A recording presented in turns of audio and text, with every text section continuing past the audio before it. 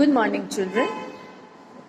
Today we will do the grammar portion of chapter 9, okay, which is on page 67.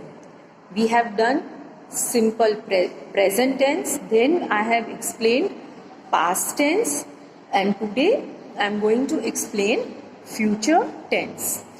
Simple future tense is used to indicate an action that is yet to take place. Yet to take place का मतलब क्या हुआ? जो अभी होने वाली है, जो अभी तक हुई नहीं है. The verbs will and shall are used with the base form of the verb to indicate an action in future tense. Okay, will और shall use होता है. will मतलब जो अभी होने वाला हो, shall का भी मतलब वही है जो अभी होने वाला हो. ओके, शैल हमेशा आई और वी के साथ यूज होता है, लेकिन कंपलसरी नहीं है कि उसी के साथ यूज, मतलब आई और वी के साथ शैल ही यूज करना है. हम लोग विल भी यूज कर सकते हैं. ओके, उसमें एग्जाम्पल देखो दिया है, I will go to school tomorrow. Okay, मतलब कल, जो अभी एक्शन हुआ नहीं है लेकिन कल होगा. I will go to school tomorrow. ये हो गया अपना सिंपल फ्यूचर टेंस. उसके बाद है future continuous tense. Again children, continuous आ रहा है, इसका मतलब क्या हुआ? I N G form of the verb आएगा. Okay, expresses an action that will be going on at some times in future और things which will take place as a matter of routine. Okay, मतलब एज अ रूटीन ये होगा ही. समझ लो 1 घंटे के बाद, समझ लो अभी 4 o'clock हुआ है, तो एवरी डे अगर हम लोग 5 o'clock को स्टडी करने बैठते हैं तो हम लोग यही बोलेंगे कि I will be studying at 5 o'clock. Okay, जो रूटीन है हम लोग. इसमें एग्जाम्पल क्या दिया है? She will be doing her homework in the evening. तो ये रूटीन है. She will be doing her homework in the evening. Doing में आईएनजी आ गया, विल आ गया और बी आएगा, बीई. फ्यूचर कंटिन्यूअस टेंस में हमेशा बी आता है. ओके, उसके बाद उसकी एक्सरसाइज है. After that it is future perfect and future perfect continuous tense.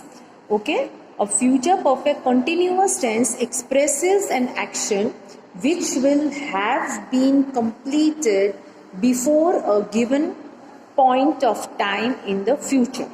Okay, अब उसमें फ्यूचर कंटिन्यूअस परफेक्ट है, मतलब हैव आएगा. ओके, पास्ट परफेक्ट में भी और सिंपल परफेक्ट में भी हैव ही आता है, हैव और हैज.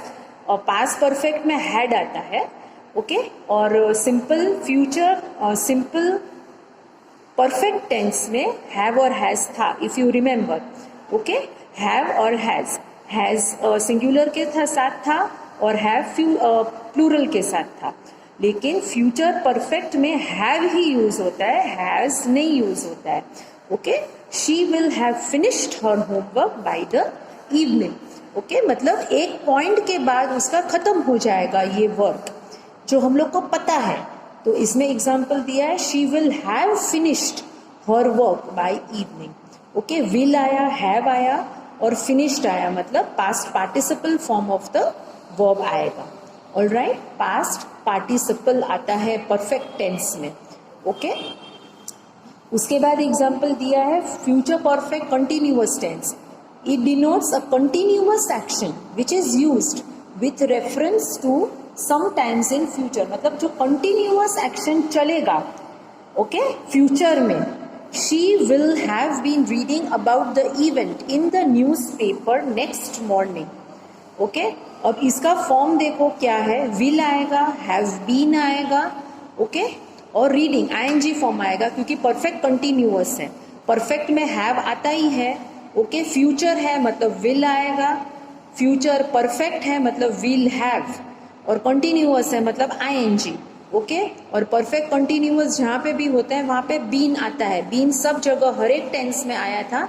सिंपल प्रेजेंट टेंस में भी आया था, सिंपल पास्ट टेंस में भी आया था. ओके, तो बीन सब में आएगा. She will have been reading about the event in the newspaper next morning. Okay, उसके बाद negative and interrogative forms.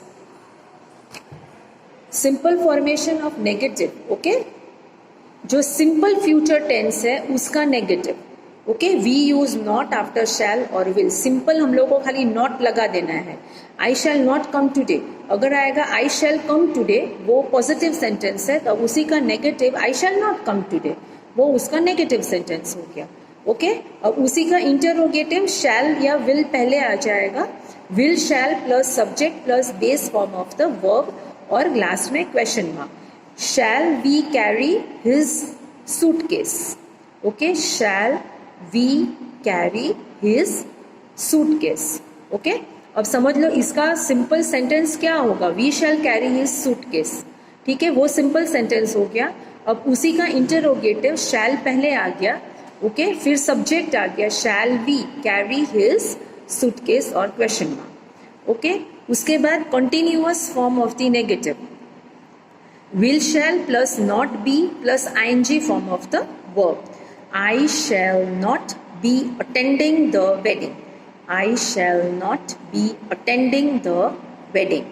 Okay, ये उसका नेगेटिव फॉर्म हो गया. I सब्जेक्ट हो गया, shall उसके बाद not आ गया और be attending ing फॉर्म आएगा क्योंकि कॉन्टिन्यूअस है. I shall not be attending the wedding, I shall be attending the wedding, वो उसका पॉजिटिव फॉर्म है और उसी का नेगेटिव फॉर्म हो गया I shall not be attending the wedding. अब उसी का कंटिन्यूअस फॉर्मेशन का इंटरोगेटिव, ओके? विल शैल तो आएगा ही, फ्यूचर है मतलब विल और शैल से ही स्टार्ट होगा, okay? Is put before the subject, okay, plus question mark. Will they be going to the office, be तो सब जगह आएगा, आईएनजी फॉर्म आएगा, okay? Will they be going to the office, alright? अब इसका सिंपल सेंटेंस क्या होगा. They will be going to the office, ये सिंपल सेंटेंस हो गया, ओके? कौन सा सेंटेंस हुआ? कंटिन्यूअस का, फ्यूचर कंटिन्यूअस का, okay? They will be going to the office. अब उसी का अपने को इंटरोगेटिव बनाना है, will they be going to the office.